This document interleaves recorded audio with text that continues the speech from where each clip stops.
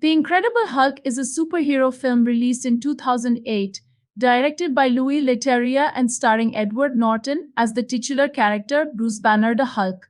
It is part of the Marvel Cinematic Universe (MCU), although it was the second film released in the franchise following Iron Man. In the same year, the film follows Bruce Banner, a scientist who, after a lab accident involving gamma radiation, transforms into a giant green creature known as the Hulk whenever he experiences intense emotions, particularly anger. Banner is on the run from the United States government, led by General Thaddeus Thunderbolt Ross, played by William Hurt, who wants to capture him and harness the Hulk's power for military purposes. The story begins with Banner hiding out in Brazil while working in a bottling factory. However, when a mishap at the factory exposes his identity, General Ross dispatches a special forces team, led by Emil Blonsky, played by Tim Roth, to capture him. Blonsky, intrigued by Banner's abilities, undergoes an experimental treatment to enhance his own physical abilities, becoming the monstrous abomination.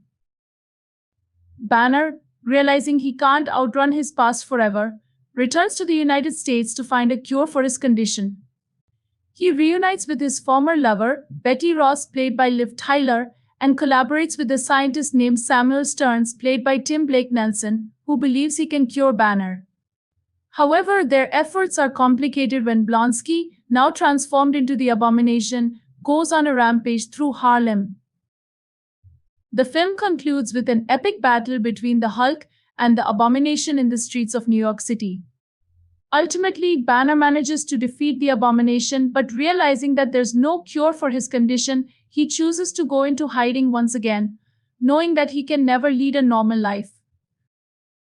The Incredible Hulk serves as a reboot of sorts for the character, following the 2003 film Hulk, directed by Ang Lee, which received mixed reviews from both critics and audiences.